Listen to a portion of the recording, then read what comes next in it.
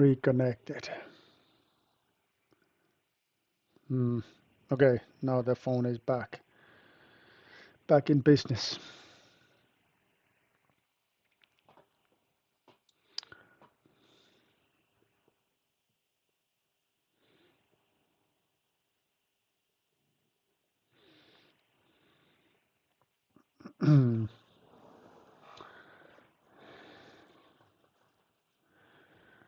Hmm.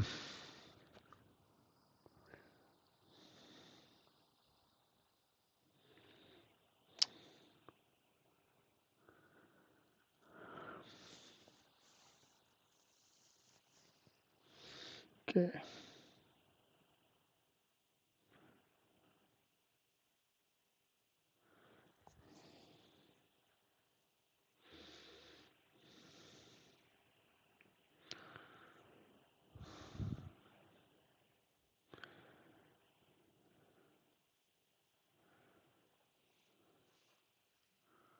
Okay.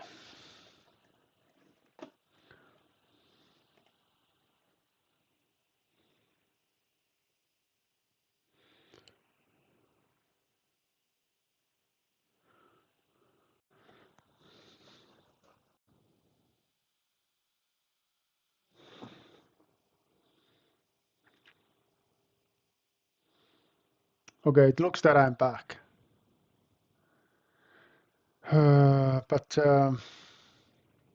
But I lost most of you. No, let me see. I only have 5 students left. Okay, so let me see. Yeah, so still I'm not 100% sure if you hear me or not. But anyway, so what happened was that what I'm doing at the moment is that I'm using my mobile phone to get the better quality streaming because for some reason still my internet connection here in the basement is sometimes okay, but some of the times is not very good. Yeah, I'm gonna wait on others, so I'm just gonna explain what the heck happened. So now what I'm doing to make sure that the battery in my mobile phone can last this lecture time is that I have this extra battery. But for some reason, I made a stupid mistake in the very beginning of today's lecture.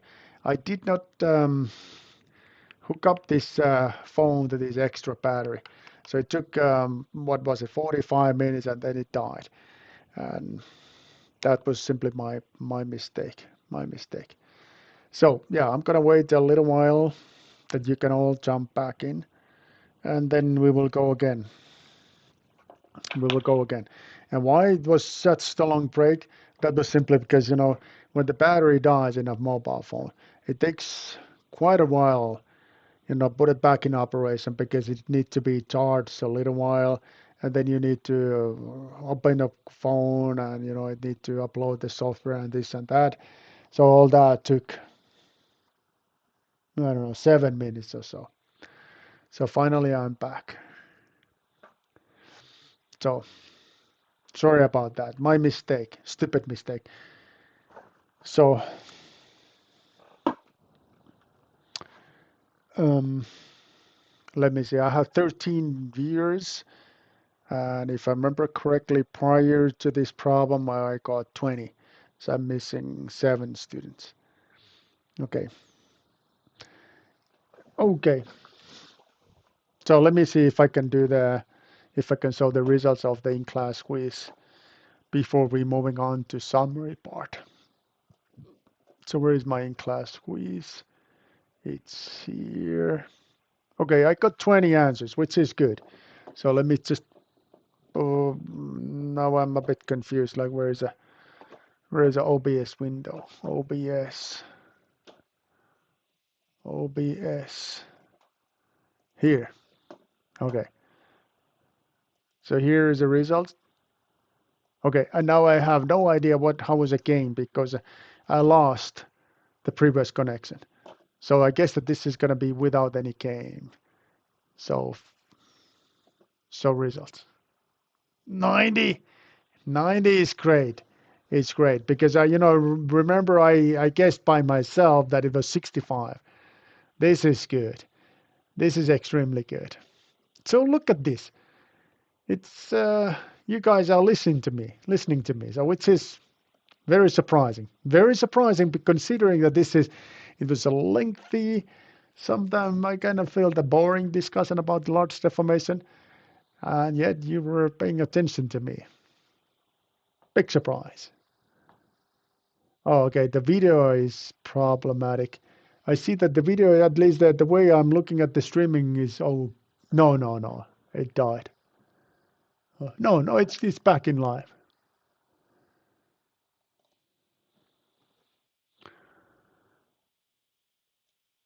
Yep, yeah, I see that is okay. I see that is okay.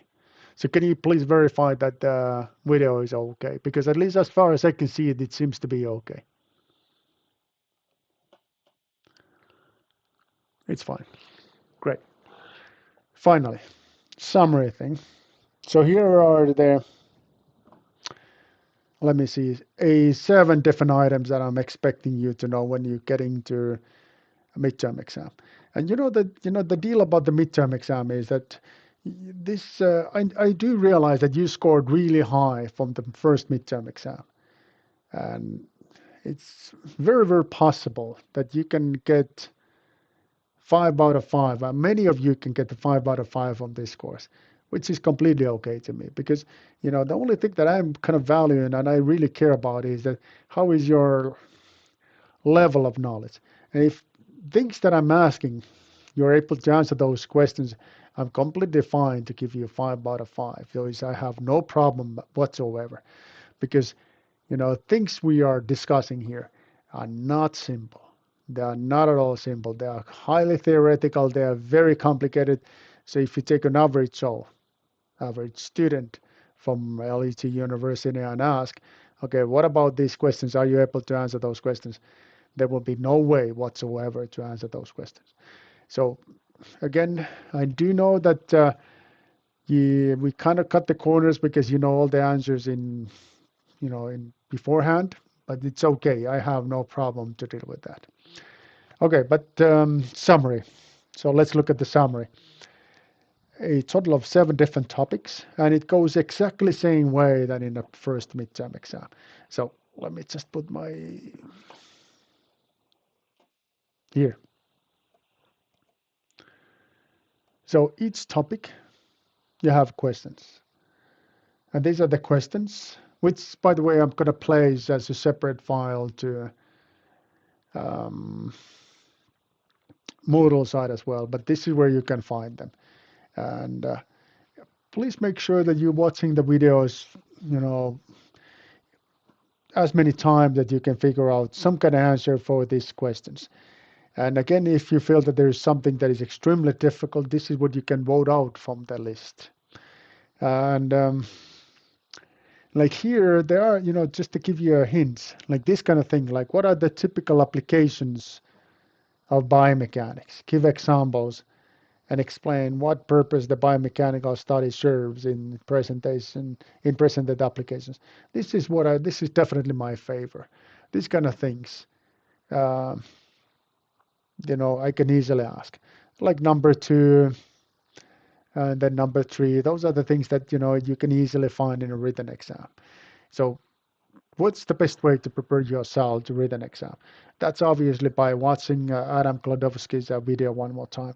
And it's lengthy, I know, but try to figure it out, certain like details and certain highlights of it.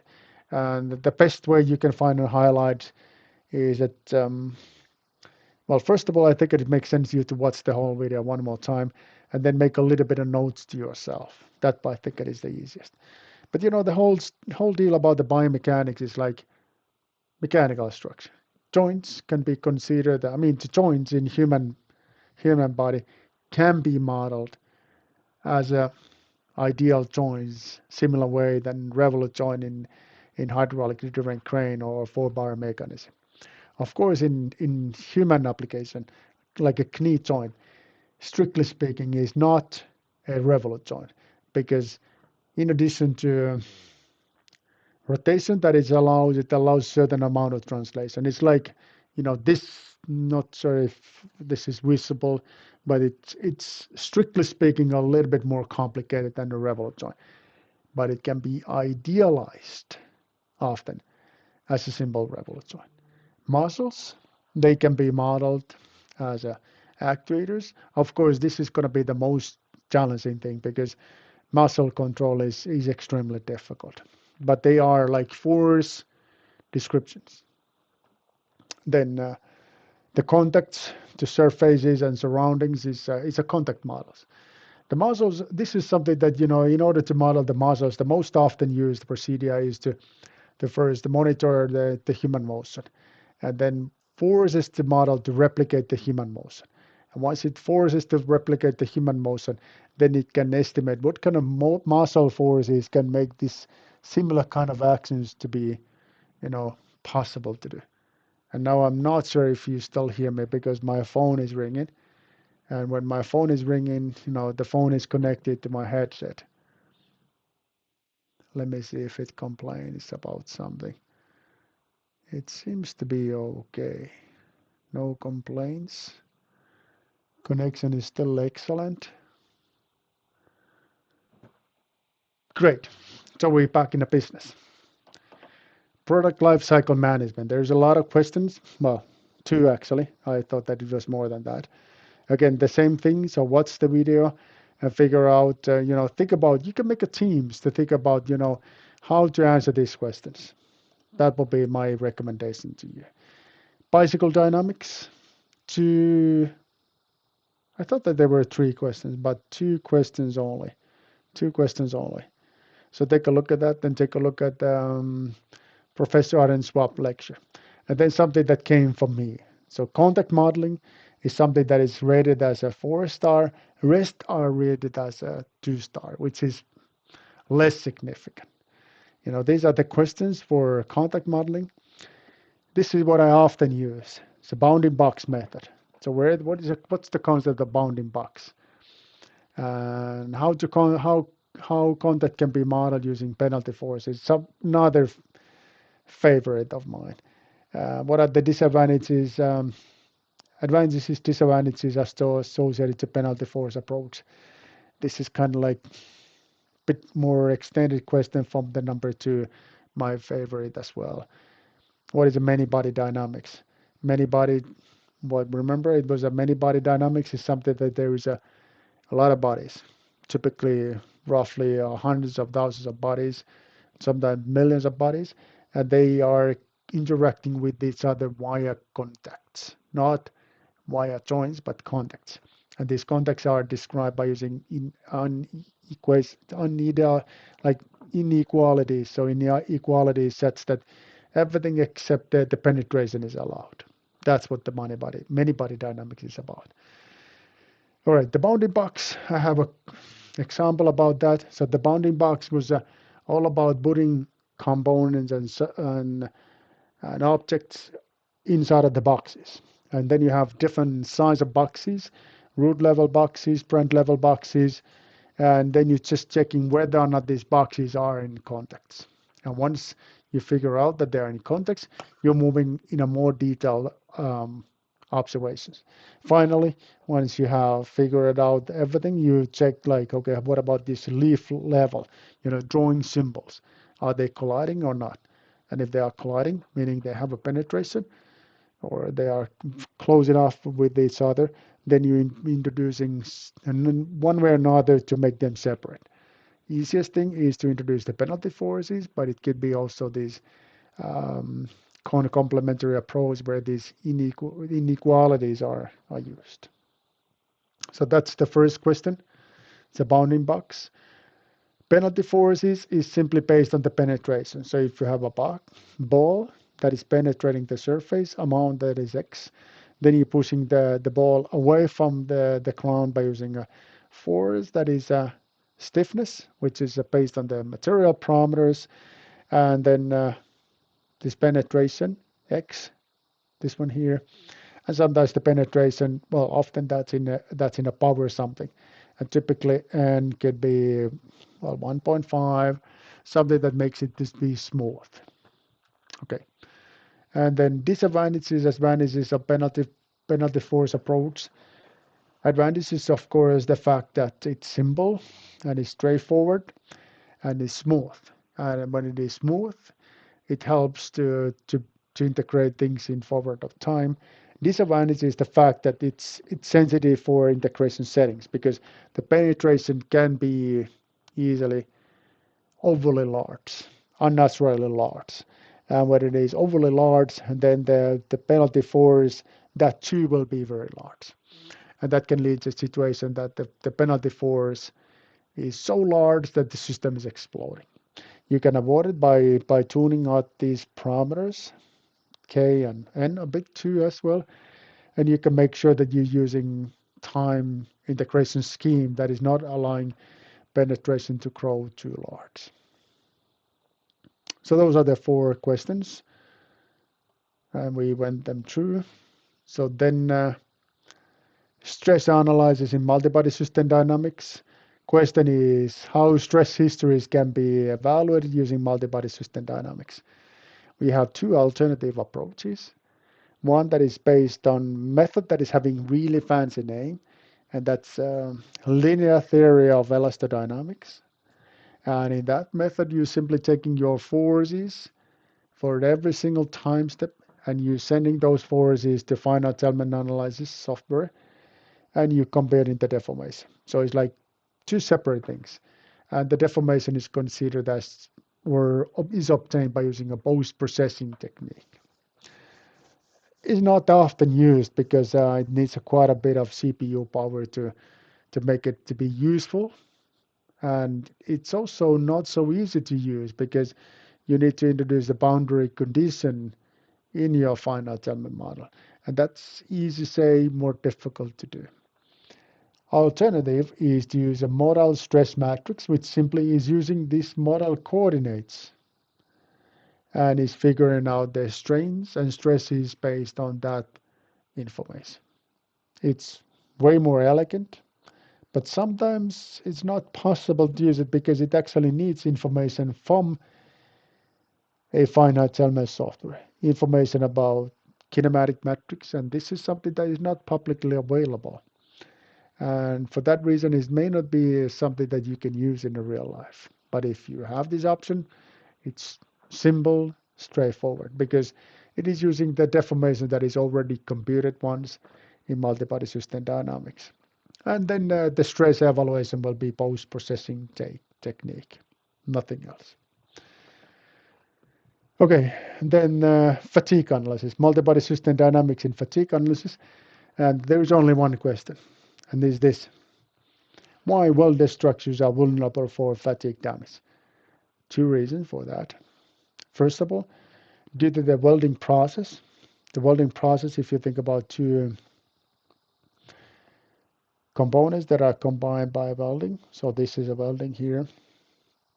So welding as a process will introduce initial cracks that are located in welded toy. So when you look at this carefully, there are really, really small cracks that are in your structure. So there's a crack in your structure.